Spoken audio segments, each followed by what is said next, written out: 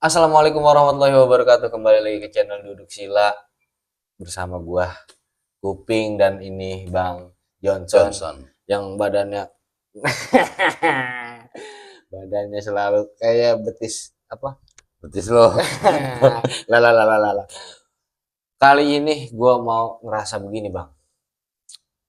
Kayak mustahil di dunia ini ada nggak sih yang nggak mustahil, dan emang ada nggak sih yang mustahil sebenarnya? Iya. Gimana tuh, Bang? Banyak lah. Sesuatu yang mustahil banyak. Yang nggak mustahil ya banyak. Contohnya? Contohnya, Mm-mm. Sayyidina Abu Bakar radhiyallahu an menyampaikan ada beberapa perkara atau sesuatu yang mustahil. Mustahil lo bisa dapetin itu, lo bisa capai itu, kalau lo caranya dengan cara 3 hal juga. Apa tuh? 3 hal. Al-ghina bil muna. Lo pengen kaya. Tapi lu pengen kaya itu bukan berproses, bukan ikhtiar, usaha, dagang, bisnis, dan lain sebagainya lah. Tapi caranya bil muna, dengan cara menghayal. Kalau lu pengen kaya dengan cara menghayal, sampai kiamat, sampai lindung bebulu, tahu lu lindung? Lindung licin. Licin, nah sampai lindung bebulu, nggak bakalan lu bisa kaya. Mustahil berarti kan? Mustahil. Ya nggak, bedanya begini, lu mau makan, bisa kenyang nggak lo kira-kira dengan cara menghayal? Nggak bisa lah. Nah, maka makan pun harus berproses. Ngambil piring, Nyendok nasi, nyari lauk, baru makan kan. goreng telur. Orang-orang punya lauk. Nah itu juga ada proses kan. Lo pengen ngerokok, tapi lo menghayal. Lo pengen ngebanda, pengen punya segala macem dah. Tapi caranya menghayal, nggak bakalan. Itu adalah sesuatu yang mustahil. Bahkan ilmu, kalau cahaya ilmu bisa didapat dengan cara melamun, mustahil. Nggak ada orang sekolahan. bodoh, iya. Nggak ada orang bodoh di dunia ini. Melamun dikit, menghayal dikit. Pinter. Iya. Lah, Enak iya. berarti. Enak. Bener. Lamun dikit langsung pinter. Nah, iya. Makanya kalau lu pengen kaya, pengen punya duit, berproses lah. Kerja, ikhtiar, usaha, apa aja lakuin. Nyalo lakuin. Iya. Apa dagang, apa bisnis. Sekarang begini. Tadi kan kata lu, Bang, usaha mah apa itu? Pokoknya jangan menghayal. Bahasan kayak rokok tadi. Ini contoh ya, ibaratnya gue udah ngerti penjelasan. Kalau menghayal itu mustahil kita dapat apapun. Bener. Kayak misalkan gue nih kadang-kadang nih lagi naik motor nih sama temen gue, sama bocah. Lewat nih depan rumah gedong. Iya. Menghayal kan otomatis. Iya. Bukan gue doang, lu juga pasti menghayal. Lu pasti menghayal. Enaknya kan urupnya gitu kan, rumah gedong. Apalagi orang turun dari mobil kan. Iya, turun dari mobil. Urupnya mah urupnya mah gua itu. Urupnya mah gua. Gitu. Ibaratnya kan menghayal, dan itu mustahil kalau kita dapat. Berarti kalau kita mustahil itu biar enggak jadi mustahil, tadi kan prosesnya kerja. Iya. Sekarang begini, kerja tiba-tiba nih gue rajin buat kerja karena mungkin gue udah ngerti, dan gue udah ngerti lah ibaratnya. Iya. Gue kerja tiap hari, kerja. Tapi pas gue ada tahlilan, ada taklim, gue duduk nih, lagi ngebahas ini, bisa ceritanya. Kadang-kadang kan dunia mulu dikejar, kerja dunia. Kan gue jadi, lah ini apa gimana sih ceritanya? Iya. Kan kadang-kadang begitu ya. Kemarin katanya kita suruh kerja, suruh jadi orang kaya. Sekarang jangan ngelamun baik gitu. Jangan ngelamun baik gitu. Kemarin katanya ngelamun mustahil kan ya. Kita kerja nih sekarang udah. Kerja mulu. Salah lagi. Be. Dunia mulu dikejar. Nah, lah sekarang gini, Bang. Jangankan ibaratnya kaya, mati aja kain kapan beli. Karena bagaimana itu, Bang? Dengan tadi yang mustahil itu, menghayal itu kagak boleh. Kagak boleh dah tuh yang mustahil, menghayal tuh mustahil dah. Kagak boleh dah tuh ya. Sekarang kita kerja rajin, digituin bagaimana itu? Ya lu tinggal introspeksi lah. Jangan baper duluan. Lu introspeksi kira-kira lu udah bisa belum ngimbangin antara akhirat dengan dunia lu. Jadi orang kerja terus ya emang salah. Orang kerja terus. tapi dia lalai dengan kewajibannya sebagai seorang muslim, itu salah. Yang bener, ya orang ngejar akhirat terus salah juga. Ngejar dunia terus salah, Ngejar akhirat terus salah. Maksudnya bukan orang yang terbaik lah.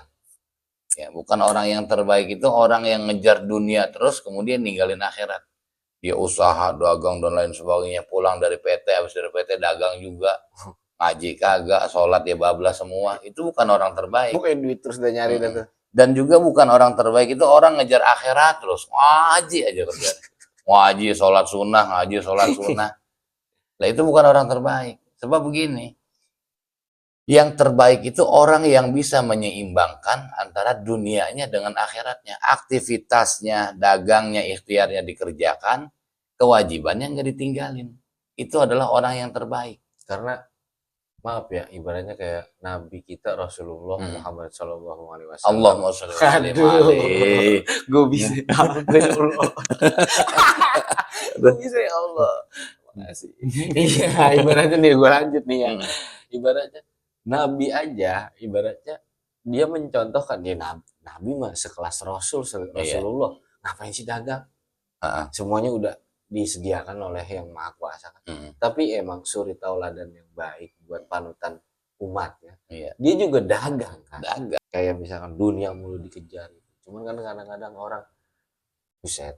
Ya, intinya sebenarnya begini, kita tinggal terima kasih dan kita introspeksi. Ya kalau memang nyatanya ternyata kita belum bisa ngimbangin akhirat kita, ya kita berarti belajar. Nabi itu bilang begini, ikmal di dunia kaka'annaka ta'isyu abadan. Nabi enggak ngelarang kita kerja loh. Nabi enggak ngelarang kita bisnis. Selama bisnisnya itu jangan sampai melampaui batasan-batasan aturan agama. Iya, ibaratnya kan ini nyalo nih, panjer dulu aja. Nah. Ya kan banyak bang, ibaratnya makan panjer doang urusan ditinggal. Nah itu tuh. Iya. Kejar dunia kamu seakan-akan kamu akan hidup selamanya. Orang kalau hidup selamanya butuh biaya banyak. Kadang abang kalau pernah bantuin bini abang nih, mau masak aja nih, masak sop, beli daging pakai duit, belum beli bumbunya, belum beli gasnya, butuh duit banyak kan? Lah itu kalau orang hidup selamanya pasti butuh biaya banyak. Kejar dunia itu. Tapi wa'mali akhiratika ka'annaka tamutu ghadan. Jangan lupa kejar juga akhirat kita. Seakan-akan kita nih meninggal besok.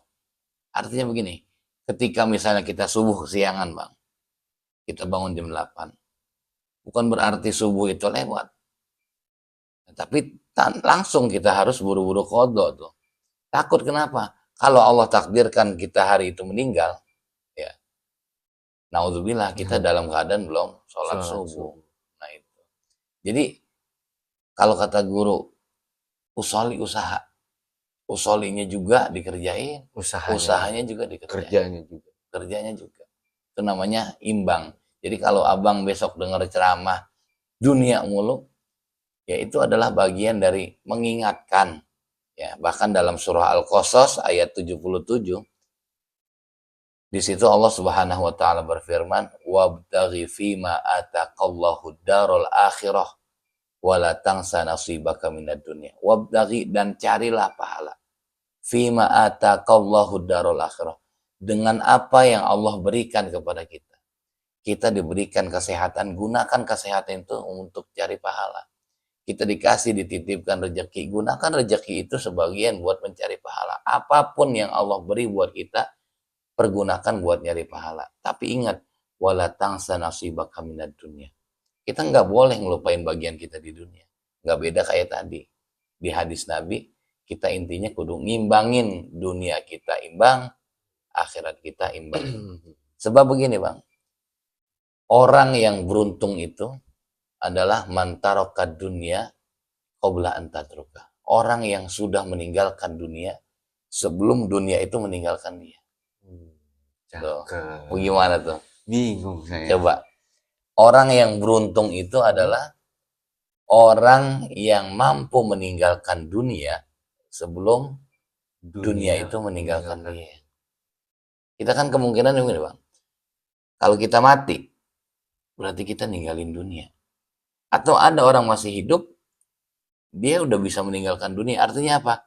Tidak menjadikan dunia itu sebagai prioritas dalam kehidupan. Nggak jadi utama. Nggak jadi utama. Tapi menjadikan dunia itu balagun ilal akhirah atau mazra'atul akhirah. Adalah merupakan jembatan Tempat. untuk kita nyari bekal akhirat kita. Nah, itu orang yang beruntung tuh begitu. Tapi kan kebanyakan dunia itu ya udah buat orang-orang di luar sana, ya termasuk gua lah gitu bang. Dunia itu ya udah emang buat kerja, nyari duit, makan, ibadah, udah nggak ada pikiran ibaratnya kayak dunia itu buat ya tadi dunia apa tuh meninggalkan dunianya. Ibaratnya dunia nih, gue lagi ngejar dunia terus gue tinggalin itu nggak ada bang. Kalau udah ibaratnya kan banyak orang itu kalau udah kena dunia terus. Ibaratnya ntar akhiratnya gue kan udah sholat, ibaratnya apa gue udah sodako. Itu gimana tuh? Masih ada kategori ibaratnya kayak tadi nggak tuh? Apa sih bahasanya hubud dunia ya? Hubud dunia. Iya, cinta kepada dunia. Cinta sama dunia. Masih ada gak? Padahal nih gue ngejar kerja tiap hari, pagi, siang, sore, gue nyari duit. Tapi gue ya udah, waktunya sholat gue sholat. Waktunya ada masjid bangun ya gue sodako. Gue sholat Jumat ada kotak lewat, gue ambil duit gue masukin. Maksudnya Iya. itu gimana tuh? Masih kategori yang hubud dunia gak? Sedangkan dia tuh ngaji enggak apa enggak? Ngaji enggak apa enggak? Iya pokoknya dia tahu dasarnya karena ya kan kebanyakan orang awam ngaji itu cuma dari kecil doang. Artinya begini loh, lo kudu paham definisi hubud dunia. Ya kalau orang udah hubud dunia, kan ada makalah atau hadis hubud dunia ra'su kulli khati'atin. Pangkal daripada segala kesalahan itu kita cinta dengan dunia.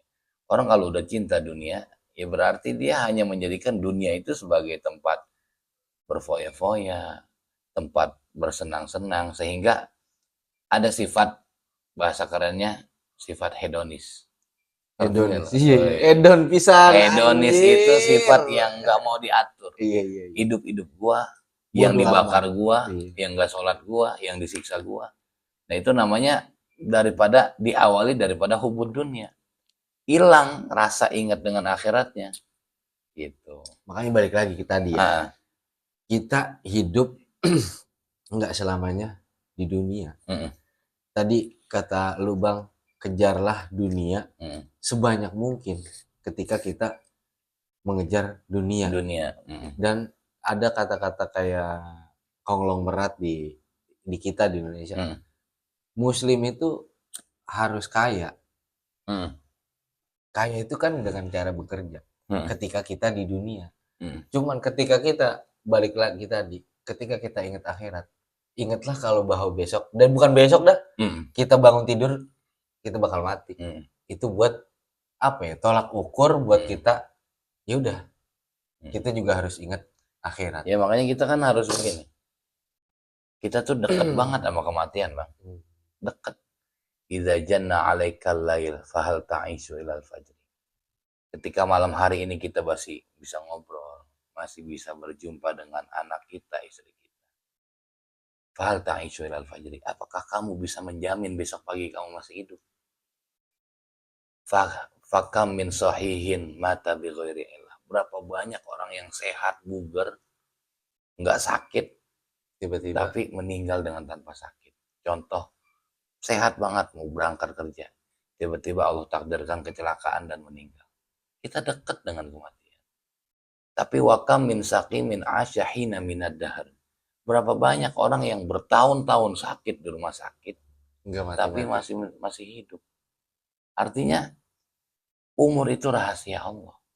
Dan kita sangat dekat dengan kematian. Oleh karenanya, ya maka kita benar-benar harus bisa ngimbangin. Dunia penting, akhirat penting. Jauh lebih penting. Walal akhiratu khairu wa abqa. Akhirat itu lebih baik dan lebih kekal. Tapi ada istilah begini. Kejarlah akhiratmu. Dunia akan mengikutinya. Ada istilah begitu. Ada yang begitu. Ibaratnya. Kalau kita kejar terus nih akhirat kan, dunianya ketinggalan kan.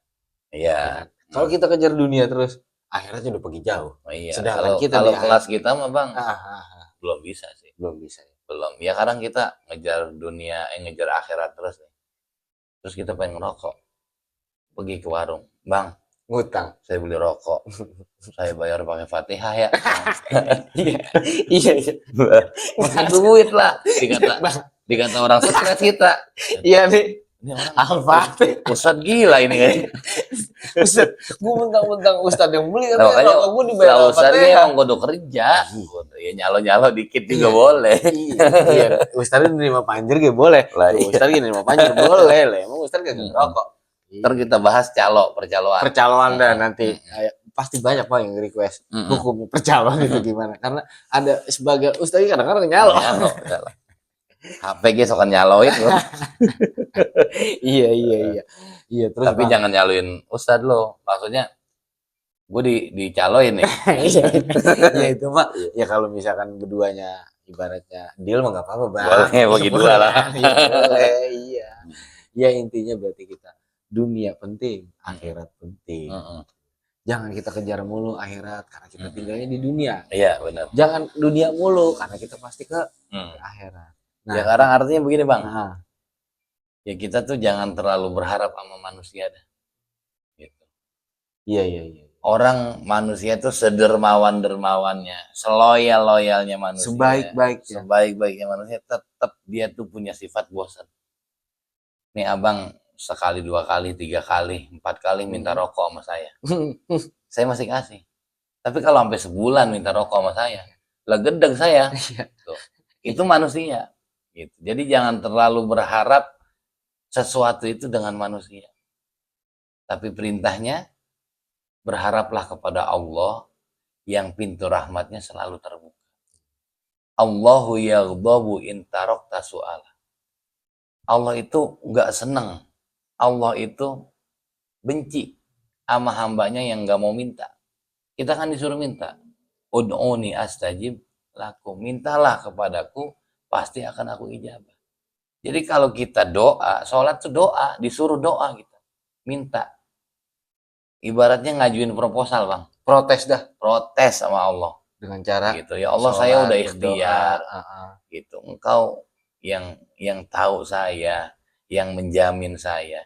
Tolong atuh saya kasih rezeki. Protes nggak apa-apa begitu. Ya boleh aja ibaratnya. Boleh. Ya kalau lagi pengen berrokok, ya Allah, saya pengen berrokok. Lah boleh. Nggak boleh. Daripada kita membayar pakai Al-Fatihah ya. Nah, iya.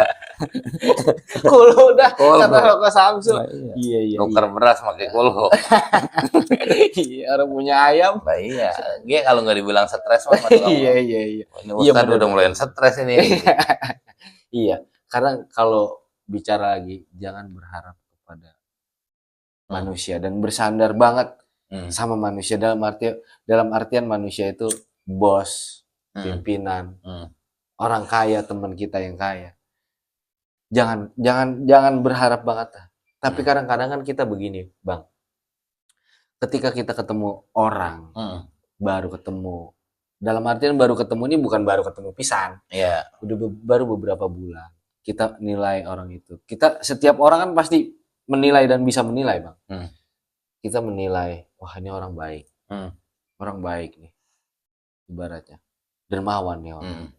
Omongnya pinter, kita diajarin yang bener. Walaupun dia nggak ngasih rezeki banyak.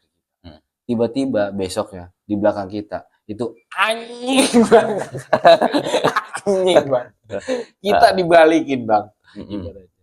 Tapi emang bener Bang. Cuma Allah.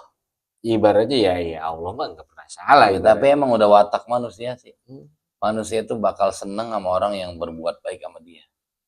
Dan manusia itu akan nggak seneng dengan orang yang nggak berbuat baik sama dia. Itu watak manusia. Tapi gini. Makanya manusia yang terbaik nih ya. Manusia yang terbaik itu yang orang kalau misalnya baik sama kita, terus kita baik, itu hal yang wajar. Kalau kita baik, nih lu baik sama gue baik sama lu, itu wajar. Tapi yang luar biasa itu, kalau lu jahat sama gue bisa tetap baik, itu yang paling hebat. Itu ya ada, tapi jarang. Makanya kadang-kadang gue begini Bang ya. Ibaratnya kayak curhat lah ini. Iya. Anjing. Kayak curhat nih gara-gara Abang ngomong kita jangan bersandar kepada manusia. Gitu. Iya, balik lagi tadi Bang. Orang tuh baik. Dan gue sering berpikiran begini, mungkin nggak tahu gue salah apa enggak. Hmm. Gitu. Di mata ya Allah atau gimana. Hmm. Itu salah apa enggak. Cuman gue berpikir manusia itu ngehubungin kita karena ada pentingnya. Bukannya doang ya, karena ada kepentingan. Karena ada kepentingan. Cuman gue ada orang, ada pepatah orang. Orang yang penting itu mementingkan orang. Ada yang kayak gitu ya. Cuman gue balik lagi, asumsi pikiran gue itu berasumsi udah manusia itu ngehubungin gue karena ada maunya gitu loh. Orang penting sama gue karena ada kepentingan gitu. Walaupun ibaratnya orang penting itu mementingkan orang, tapi orang penting itu sekarang sok penting Bang. So penting. Sok penting. Ya lu biar ngadem-ngademin hati. Ya. Jadi orang yang terbaik itu adalah khairun nas anfa'uhum linnas. Manusia yang terbaik itu adalah orang yang memberikan manfaat buat orang banyak. Ya, kalau seandainya lu udah berbuat baik sama dia, dengan lu ngerjain apa yang dia minta, dia suruh, ya tapi pasti lu yakin bahwa kebaikan lu akan dibalas. Bukan dengan dia, Allah akan utus orang buat balas kebaikan lu. Intinya dalam hidup itu, in ahsantum li anfusikum. Kalau kita menanamkan kebaikan, maka pasti yang kembali adalah kebaikan. Wa in asatum falah. Kalau seandainya yang lu tanamin keburukan, pasti suatu saat keburukan itu kembali kepada kita. Nggak bedanya begini. Motor gue bocor. Ketemu sama lu nih. Yang lu tanemin nih, begitu ketemu sama gue. Apa itu motor bang? Bocor. Ayo gue setek. Gue anterin. Gitu. Itu pasti wajar lah manusia itu akan membalas kebaikannya kan. Atau misalnya gue nggak balas kebaikan. Misalnya begini juga. Kalau lu saat itu nggak nolongin gue, begitu lu ketemu sama gue dan motor lu bocor gantian, pasti lu gue tinggalin. Maksud doang. Dulu aja. Kemarin gue lagi bocor, gue ditolongin. Nah, itu nggak bedanya. Bocah gitu kan. Bocah minta jajan. Pelit nih bocah. Begitu dia gantian duitnya hilang, ya duitnya hilang, dia minta es nih, bagi apa dikit. Lo jangan kemarin lo pelit sama gue. Nah itu. Jadi kalau kebaikan yang kita tanamkan, yang kembali pasti kebaikan. Gitu. Jadi buat ngademin hati lo bang. Iya, ibaratnya kan. Iya, orang tuh sering berasumsi kayak gitu loh bang. Makanya gue sendiri tuh sadar bahwa ya bukan agama Islam dong dalam artinya. Setiap agama itu baik. Cuman karena gue balik lagi beragama Islam, bener-bener yang bisa dikatakan kalau lu pengen adem, kalau lu pengen bener, deketin sama orang bener, deketin ustad, deketin sama orang-orang yang berilmu. Dan ya intinya sebaik-baiknya tempat bersandar, sebaik-baiknya tempat meminta tolong ya Allah. Kita maksiat kayak apa, Allah masih kasih kita nikmat loh. Iya, benar bang. Sebader-badernya dah. Dosa kita banyak, Allah masih kasih kita nikmat. Rezeki masih dikasih. Masih dikasih gitu, masih dikasih sehat, rezeki masih dikasih. Gitu. Coba kalau seandainya ya Allah misalnya, itu kayak bos. Ya Allah kayak bos. Iya, kayak orang. Kita tugas kita nggak kita kerjain. Iya. Ya, sholat kagak, habis kita dimaki-maki. Iya. Gitu. Nah itu saking Rahman dan Rahimnya Allah. Curhatlah kepada Allah. Curhat sama Allah. Walaupun ya kalau curhat sama Allah nggak langsung ya gitu enggak juga ya enggak. Jadi takut kabur lu. Kita lagi sholat, ya Allah saya susah banget ini. Ya udah tenang. Jadi berhenti sholat. Iya ibaratnya gitu bang. Ya kalau kita kan kadang-kadang pengen banget curhat gitu. Sebenarnya curhat sama orang nih, balik lagi nih ada. Iya. Curhat sama orang itu bener apa enggak sih? Ya sebenarnya sih ya kalau memang ada sisi baik, ada sisi nggak baiknya. Di antaranya sisi baiknya ya, kalau curhat sama orang. Kadang-kadang kan didongengin lagi. Lu curhat pusing, ternyata temen lo lebih pusing lagi. Iya, gua pusing gua. Didengerin. Ya, lo curhat satu kepusingan, itu temen lo bisa 3 kepusingan. Jadi bingung. 3 masalah. Nah, cuman untungnya buat kita. Gua kira gua doang yang pusing. Gue yang dengue lebih parah dari gua, alhamdulillah. Bersyukur. gitu, bakal timbul bersyukur. Iya, maksud gua ya itu mah ibaratnya kalau curhat pusing mah kan ya udah kita ngadu pusing gitu. Cuman boleh kan, boleh enggak gitu, boleh enggak kita curhat sama ya sama temen sama manusia. Ya boleh lah. Boleh. Karena nanti kan ya diantaranya begini kan, supaya teman kita bisa ngasih motivasi buat kita, penyemangat buat kita gitu. Kalau kita udah mulai galau atau apa, ya kan ada teman-teman yang mensupport kita. Yang intinya mudah-mudahan supportnya itu mengarahkan kita ke jalan baik. Ya jadi curhat juga harus milih-milih orang. Tapi memang temennya mau bangsat. Lah, ntar Kita curhat pusing, dia pusing. udah lo ngikut gua kemana? Diskotik. Lah itu jangan.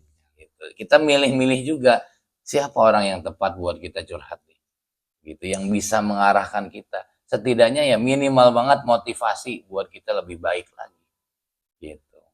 Iya, ibaratnya inti dari pembahasan kita ini ibaratnya lakukan apa yang benar-benar ada di dunia buat ke akhirat. Buat ke akhirat. Walaupun kita ngejar banget dunia nih, dikatakan kita kerja tiap hari ini, tapi kita harus selalu ingat besok kita bakal mati. Dan apapun terus kita tetap harus berproses. Walaupun kenyataannya kita sudah ikhtiar gagal, ikhtiar ini gagal, tetap kita harus tetap ikhtiar gitu. Jadi jangan menghayal diduluin, kemudian tidak ada tindakan. Walaupun gak sesuai sama ekspektasi. Iya. Iya. Baik teman-teman nih, dari Bang Johnson udah ngasih. Ya walaupun ngaco-ngaco dikit, tapi menurut gue bermanfaat banget dari mulai kita ngejar dunia, kerja, terus kembali lagi ke akhiratnya. Ya moga-moga obrolan kita ini bermanfaat. Amin. Kalau di dunia ya kejar dunia buat ke akhirat. Kalau di akhirat ya udah berarti kita emang udah di akhirat gitu. Nggak bisa balik lagi ke dunia. Iya, terima kasih buat teman-teman. Jangan lupa di like, comment, share, subscribe channel Duduk Sila dari gua Kuping Bang Johnson. Assalamualaikum warahmatullahi wabarakatuh.